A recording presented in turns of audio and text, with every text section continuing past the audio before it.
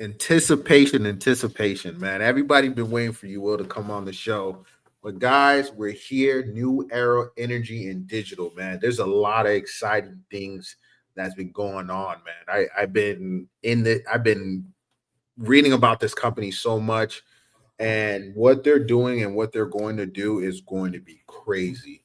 And I really look forward to it. But I want to introduce my guest on the show. Is Will, the CEO, the chairman. Will, go ahead, just take it off from there, man. I'm too excited to speak right now. Kenny, listen, it's been great, just shooting the bull with you, and just part of casual Friday dress today. It's just we're in the office, kind of working, having some good news today. So yeah, lots going on here at the company. Obviously, we were able to put a press release out late today that was notifying shareholders of our compliance with Nasdaq, and I think, for any smaller company, I mean, listen, we came from a pretty rough background regarding, we de-SPAC'd, right? So any de-SPAC, I mean, it's just, I got the scars to prove it, the therapy bills to prove it, been there, done that. And like most de-SPACs, you're going to fall. It just depends how far do you fall. And we fell pretty hard. And, luckily we had a really opportunity to pivot away from our core business. So obviously we went public as New Era Helium, right? And the helium has obviously natural gas. And so, our background historically has been oil and gas in the Permian Basin. So, but what's kind of fun about our background is if you think about the Bitcoin mining sector and how they've done that is obviously through power generation. And so when I look at our gas field, our helium field, we don't look at it as gas reserves. We look at it as gigawatts. So people are like, well, how are you all of a sudden into power? And like, we're not really, we're not new to power. Sorry. We've owned the fuel stock for power for 5 years, and that's what we do. And so we have to understand, how do we make this gas? Do we make it better sounding, at selling it as gas molecules in the pipeline, or transforming them into electrons? And it's a pretty simple answer, Kenny. You make a lot more money selling it as electrons than you do as gas molecules. And so that's the arbitrage. And so then we kind of took it a step further, and we said, okay, so we kind of looked at some of the companies that we admire. Obviously, listen, Wes over at APLD, he's been on your show a number of times. Applied Digital, phenomenal company. I mean, so I get a lot of times, you're like, Will, when you look at your peer groups, who do you aspire to be one day? Obviously, what Wes has built, that's one. We just had the recent IPO from Rick Perry and Griffin, his son, which is Fermi. That thing IPO to what, 15 billion, ran, I think, north of 30 billion on the IPO. What they're doing up in Amarillo, Texas, we're no different.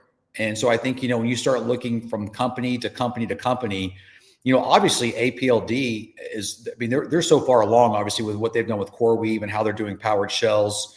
And so we look to emulate that. So, we look at our acreage that we own, that we're developing here in West Texas and Ector County.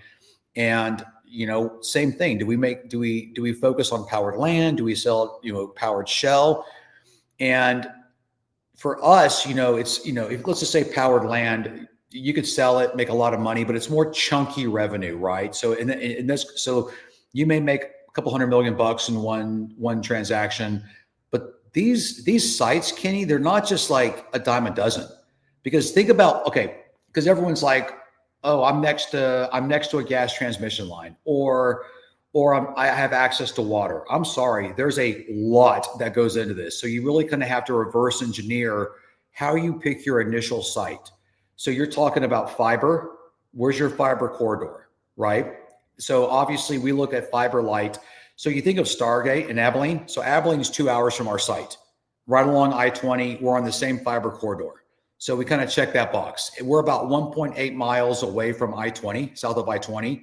So to gain those easements to our site, not a problem. Water, we look at desal from existing oil production using water of that nature. So we have all the water, but obviously, you start looking at closed loop systems for cooling mechanisms and things of that nature. So some of the newer designs for data centers maybe are not as water intensive as they used to be, but you still got to factor in, the power facilities, power plant require that. So you just have to be cognizant of that fact, right?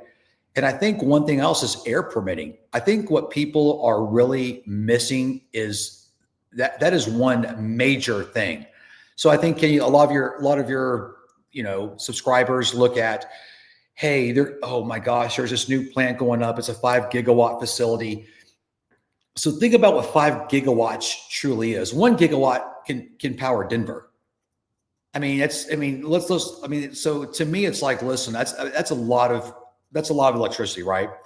And so from an air permitting perspective, you also have to understand how you site, the data center in relatively to speed to power. So speed to power for us is behind the meter. And so really, for your audience, behind the meter is basically just kind of a power island. You do it yourself. You don't rely on the grid. And I think what's interesting is, for our company's sake, what's interesting is one of our former board members was the chair of ERCOT, and ERCOT is the grid for Texas. And unfortunately, he had to step down because there was a conflict of interest when we kind of shifted from, the helium, a pure play helium, to AIM. 100%. And he decided to stick with you guys. So that's no. Well, no, he couldn't. Unfortunately, as being chair of ERCOT, that was a conflict of interest, so he had to step down. But Kenny, he taught us so much about the Texas grid, and you just sit there and you listen to him, and also his, the other, the administration that monitors ERCOT, right? And so we're at 87 gigs across the state on ERCOT. And what's interesting is I think there's 200 gigawatts of demand that's being applied for. So think about that. Where is that coming from? If 87 and that's a lot of electricity. So that's why there's such a delay to get a grid connectivity. And I can't speak for other parts of the US, whether it's, in Virginia or the Midwest or even East or West Coast, but for Texas per se, it's a long wait time. And so obviously hyperscalers, it's speed to power, power to energize, right? And that means you better go do it yourself behind the meter. And I think what's really interesting was there was a clip on CNBC yesterday with the CEO of NVIDIA, and he actually brings up behind the meter. I would highly recommend that you go find that clip on CNBC and put that up, because that's the first time that's been referenced. So when he's talking about behind the meter power, that's a big deal. And something else, Kenny, what's really interesting is, so also in the state of Texas, they just passed new law. It's called SB 6, State Bill 6. And what that states is that any data center that is being currently built that is connecting to the grid has to have behind the meter backup, because in the event of a brownout, they're the first ones to be curtailed. And the problem is these data centers, they need 99.999% uptime. I think the statistic is every minute that a hyperscaler is down, every minute it's $1 million loss. So what they're looking for is some sort of redundancy, some sort of, what they call 3 nines, 5 nines redundancy, resiliency, right? How do you ensure my facility is not going to be shut down? And so that's why they like the grid. But to me, it's like, the grid can shut down too, by the way. I'm sorry. Unfortunately, I think we've all been a part of a blackout, definitely in New York City. Well, listen, with her, with Winter Uri in Texas, we were out without power for days. It happened. So you can't control that. And so as a hyperscaler, you look for opportunities and you look for developers that understand that. So what we do specifically, so like for instance, our site, okay, just because you said, hey, listen, let's check the boxes. We got to have fiber. We got to have water. You got to be in what they call an attainment zone for permitting. So an attainment zone means you can go to 250 tons of emission profile, which is, if you're using clean engines, that's about 400 to 450 megawatts. That's a minor source air permit. That's 10 days to 90 days to get. If you go above that, you're going to a major source air permit, which is almost 2 years. So to me, what we do is more powered islands that we can get, that we know that we can get, knocked out. But again, looking at kind of all the different dynamics of siting, the data center, I mean, all of this has to come into play. You've got to think about all of these things. Yeah, and I see that, and I see that you guys have different ways of making revenue, which is phenomenal. What really I think really starting to really set you guys apart is like that 2,3,500 acres that you guys have.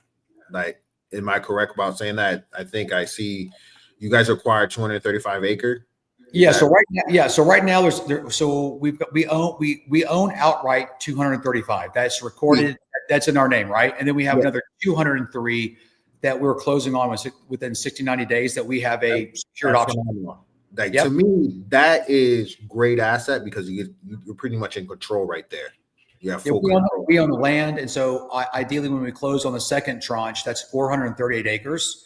And so, I mean, to have, we could do 2 powered islands on that acreage and still be under minor source air permitting. And so, right now, we're kind of through, part of our phase 2 engineering is we're working with a large data center developer that that works with the Mag 7 guys, right? Because you go to the top ones, is what you do.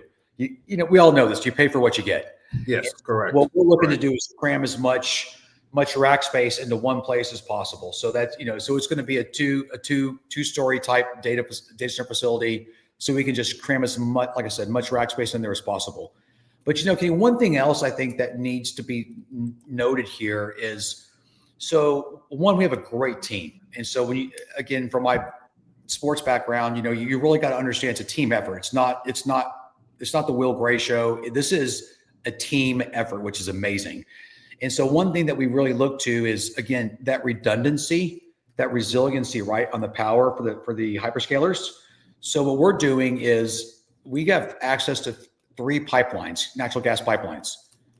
And just because a data center or developer says, hey, we have access to gas, I'll be the first. That's my background. So you understand the midstream aspect of these gas transmission lines, and you have to understand, are they interstate lines? Are they intrastate lines? What's the diameter of the pipe? What's flowing through there? What's the capacity? What is actually firm offtake? Because a lot of this gas goes down to LNG on the Gulf Coast. So just because it's got gas in there doesn't mean you can necessarily pull it off. So so our particular location, that 438 acres, we have 3 gas lines right there that we actually will tap. And so, because listen, these transmission lines also shut down for planned maintenance. So you have to take that into consideration. So that's why there's, again, redundancy. So when you talk about behind the meter, it's not just, hey, I got a gas transmission line next door to me, I'm going. It doesn't work that way. And so I really think, because I didn't, it's funny, I didn't realize all this, before I started getting into all it. So it's just, but it's not rocket science. It's understanding, it's just planning, right? So with any business, you have to plan for contingencies. And that's all this is. You have to plan for outages. And how do you protect your hyperscaler tenant from being shut down? Because if they are shut down, no one's making money. Because it's like you talked about how our revenue source will look like. So for instance, we have the powered island, we can have a PPA by creating electricity. Ideally, if we have the powered shell, then obviously we're releasing out rack space. I don't think that we're positioned to operate the data center per se yet. We got to grow up a little bit first. But I think to have a tenant come in there and essentially operate it would be phenomenal. But let me fully understand. So you're trying to basically own both sides, right?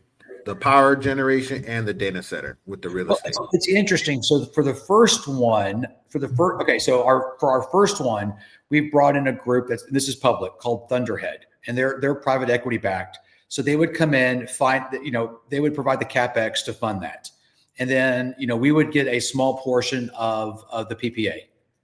But ideally, they would own and operate that facility themselves. And now, with our additional sites, once we're properly capitalized, then we'll do that ourselves. Great, that's really good. Yeah. So where do you see the tell me what the next 2-3 quarters look like. What should we be looking out for the next 2-3 quarters as investors? Man, that if I had a penny for every time I got asked that question, because that's about the best question ever. Ideally, so milestones is we're pre-FID right now on the engineering side. Yeah. So meaning, but part of the pre-FID is also fully disclosing who your tenant is. It's like, listen, you can't build it until you know you've got someone subscribed up. And so obviously 100%. yeah, so we're wrapping, we have made tremendous headway in identifying who we want to be long-term partners with. I mean, we've spoken in talks with a number of people. We have an LOI out there as we speak with the hyperscaler. But yet, a lot of it, we're trying to better understand, do we just want to, flip the land and do a powered land sale, or do we really want to just lean into it and do powered shells and really be like APLD and be like what Wes has created with his company? And I think that's what we're leaning towards, because, that's more of a smooth revenue stream, as opposed, again, like I said earlier, like more of the chunkier ones, because again, these sites are so difficult to come by. So you really just don't want to just go flip it for a couple $100 million and say, okay, then what? That doesn't do much. That doesn't do much good. So for us, we want, continual revenue, kind of like an MLP type structure, right? So we just kind of just cut and paste, rinse, repeat. And, we do have additional sites identified, by the way. So it's not like this is just some one-off. And, the first one is with, again, we had mentioned this. It's a joint venture with, so Texas Critical Data Centers is a 50-50 joint venture with Sharon AI. Sharon AI is a neo cloud provider in Australia, operates, utilizes NVIDIA chips over there. So, they have a very good grasp of the business from that perspective, which is really nice. And so, having, again, from a team effort, it's complementing your strengths and your weaknesses. They're not West Texans and understand how to get the gas out of the ground, the power. So that's what we do. So we have their expertise on the data center side. They operate rack space right now and they own it. And so we understand what those economic models look like. And that's why it's so enticing to do it ourselves. Yeah, no, I really like you guys are not really renting anything. You guys are owning everything. Definitely in a race, the AI race. Energy is going to be really huge.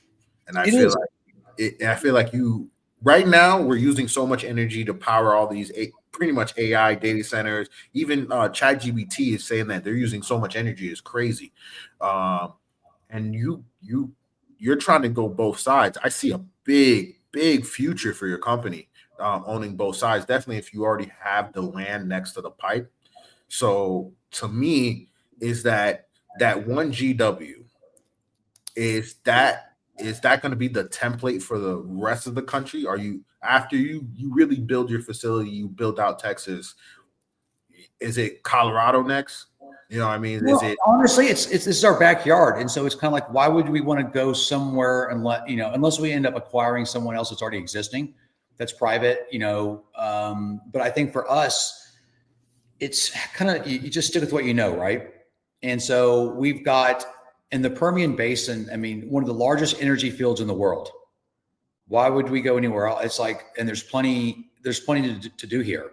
And that's the one thing that we've looked at is too. So, I think what was interesting is people were like, well, no data center is going to go, into some sort of rural area. And I'm like, do you think Abilene's some major metropolitan area where Stargate is? I'm sorry, it's 2 hours away. I've been to Abilene my whole life. Sorry, it's just, our ranch is like 45 minutes from Abilene. I'm sorry. Yeah. There's people those people just don't flat out just don't know. That's all. Well, yeah. And it's funny. And so I keep getting a lot of naysayers like, well, no one's ever going to come to Midland. I'm like, why not? I mean, so what's interesting was CoreWeave just did a deal with the Helios facility in Post, Texas.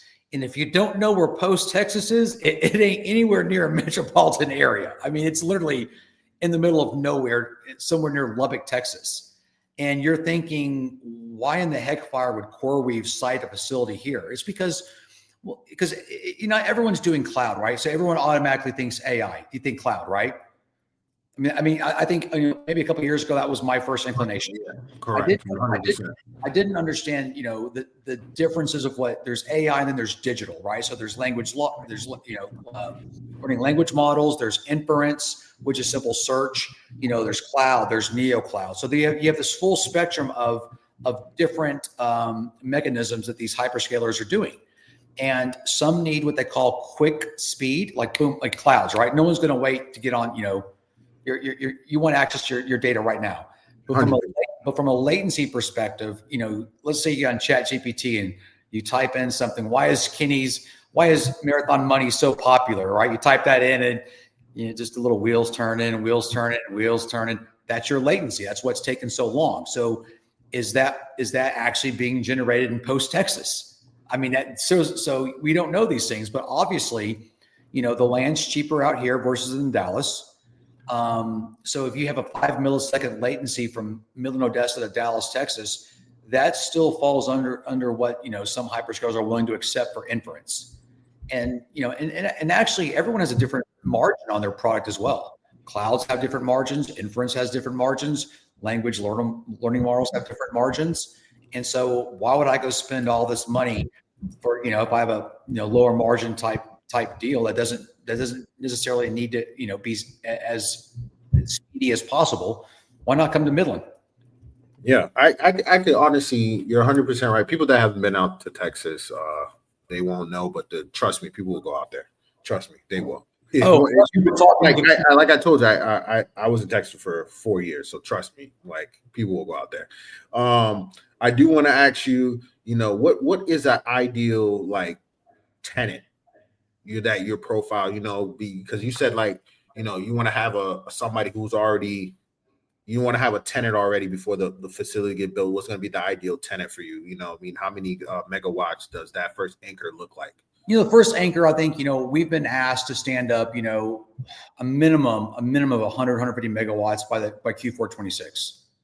And so, our first power island is going to be about 400 megs, 450 megs. So, and that's a lot of power. So I would say the first customer is going to be looking at, how quickly can you ramp up to 450? And so ideally, and you could have multiple tenants on the same campus too, by the way. We can 100%. Build multiple data halls. That's not rocket science. And you got space to do it too. So plenty of land. Yeah. And so what is it?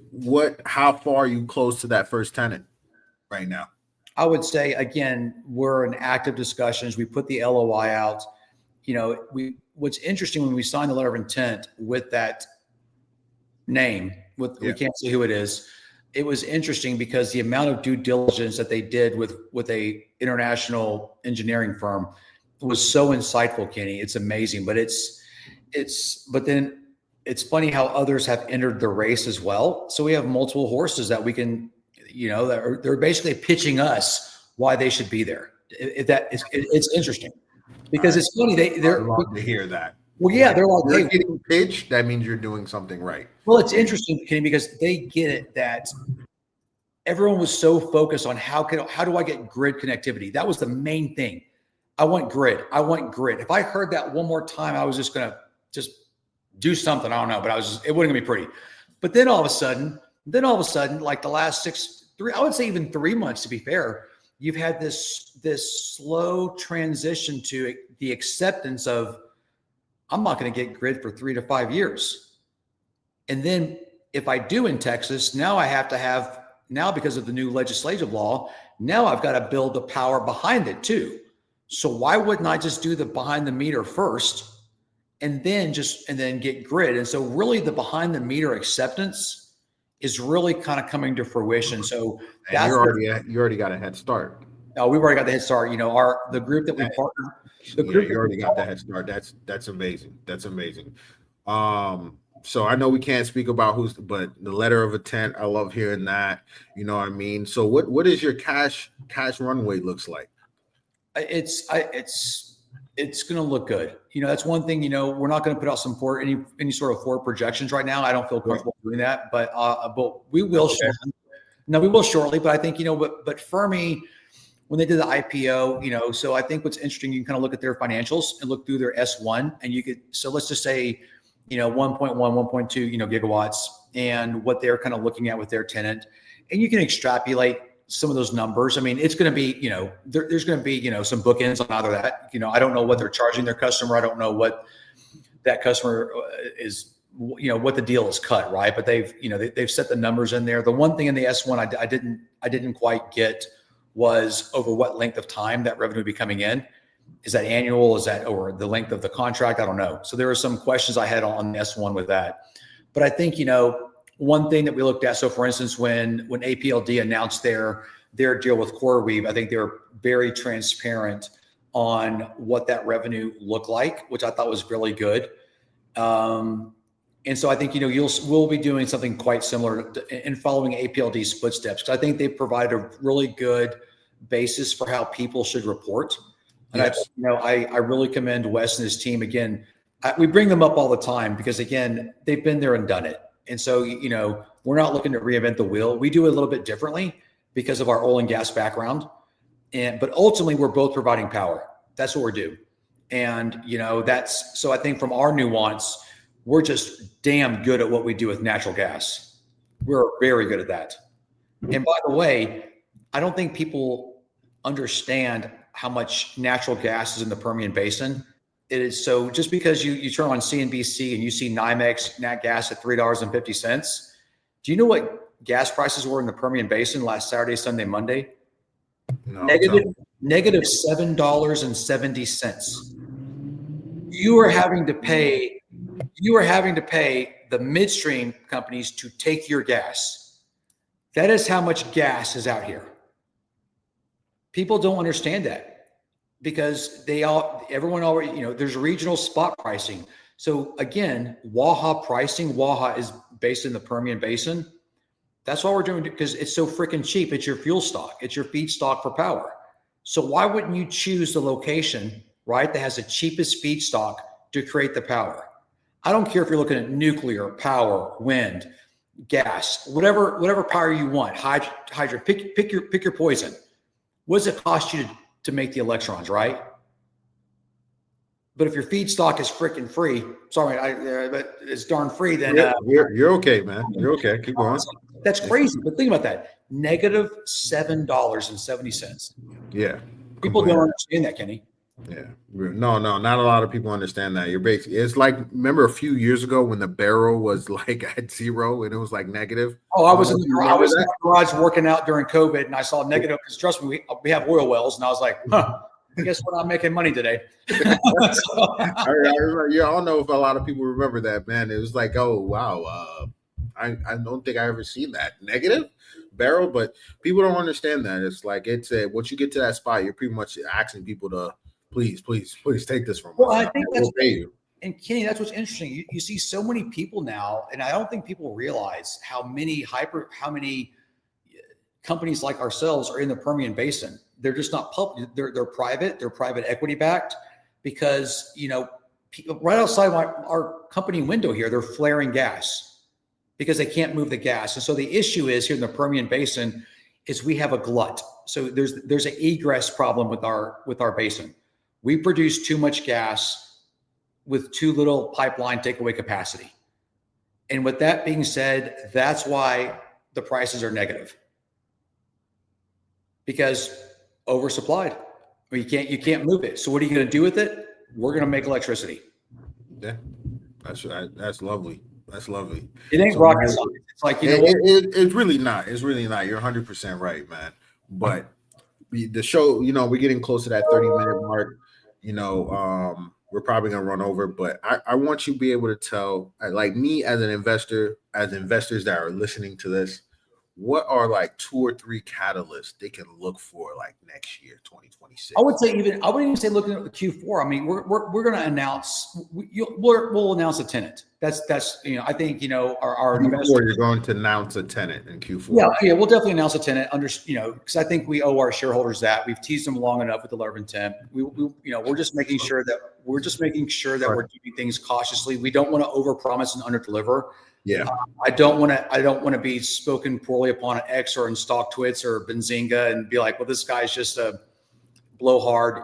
Yeah. So I think, milestone 1, let's announce who we're going to work with. Okay. I think that's going to set the foundation on milestone 2, 3, and 4.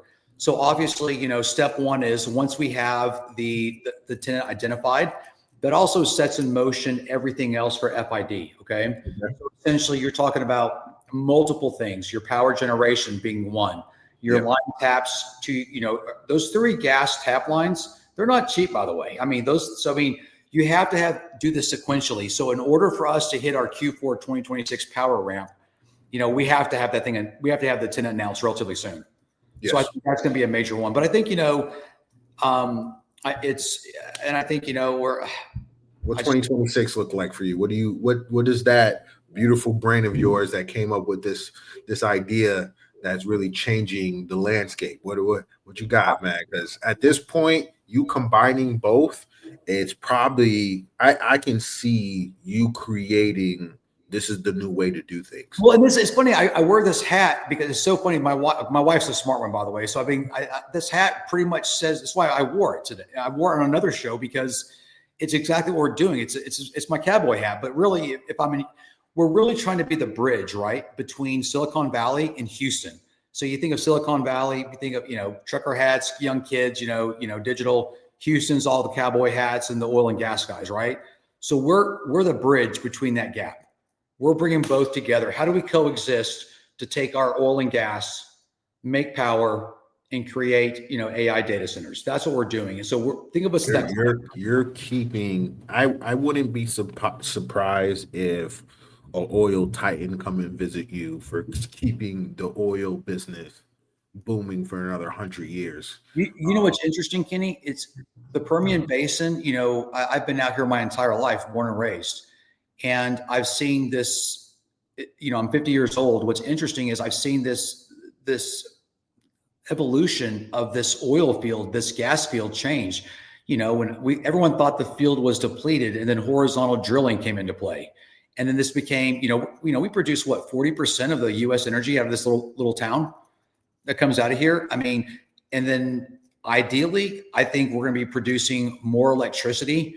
This will be essentially, in my opinion, the data center, you know, corridor, because cheap power. People are going to go where there's cheap power. That's a fact. That's one of your major cost factors of running data. Yeah, it's pretty much what controls the data right now.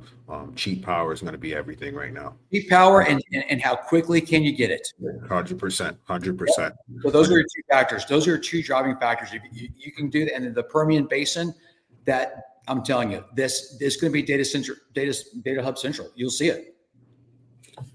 Guys, I got to say, man, for the guys who's listening out there, Will, thank you so much for coming on the show.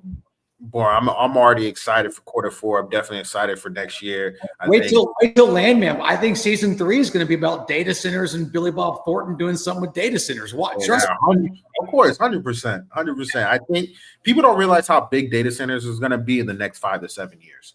Yeah, like it's going to be pretty much everywhere. Like you're not only in the race, you're probably one of the leading factors, and you're probably undiscovered right now. Your company is definitely undervalued. You know, you have runway. I see a lot of runway for you. I know a lot of people when I put it out there that you was coming on the show, a lot of people said this is company that can revolutionary. You already have a tenant. I can't wait for Q4. I can't wait for 2026. After some of these stuff happens in a couple months, we got to give you back on the show. Oh, 100%. Because you know what, my shareholders. I mean, listen. At the end of the day, I'm a shareholder too. If this doesn't work, I'm sorry. I put everything in here. So I'm very much aligned with shareholders. If this doesn't work, so we don't have to worry about dilution risk since you're a shareholder as well. Oh, trust me. Every time we issue shares, you don't think I realize how that impacts my holdings. I think having a CEO that's actually stuck all their cat. You know, I put my money where my mouth is. And I like that. I mean, this doesn't work. Well, it will work. I mean, at the end of the day, listen, I wouldn't have taken the risk. I mean, listen, at my age, you take calculated risks. You don't take unnecessary risks. So man, I don't really, to tell you the truth, man, the strategic behind this is very calculated, man. It's very, very calculated. You bought land, you got big enough space, you got tenants lined up. You know what I mean? The pipe is right there. You know that energy, cheap power is going to be needed for the AI space. You position yourself well. Everything's pretty much calculated here. You did a really good job. There's no doubt about it. I'm not saying there's not risk. Oh yeah.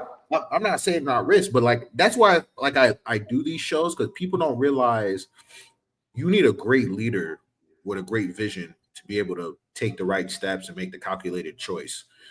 Companies don't run on just as people. You need a leader. I had a friend of mine. He told me this a long time ago, and it's part of the New York Giants. So Bill Parcells won a Super Bowl, right?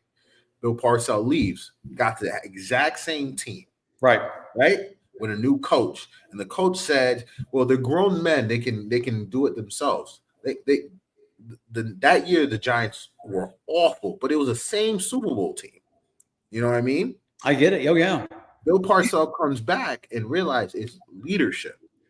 It all that matters about leadership. So to me, you're doing the right thing. To me, you sound kind of like, and I don't know if you like him. I know people don't like Elon Musk. You got everything in it. You're thinking of different ways. You're outside the box. You're doing great things. Try to buy our helium. Yeah, I mean, who doesn't love Elon Musk? I mean, come on, man. I bought my ex-wife Tesla. Who doesn't like?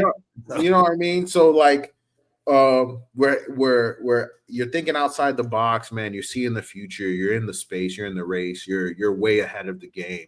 Oh, Kenny, you know what's really cool, real quick, which you talked about this, right? Is a team. So my sports background, and listen, it's a team.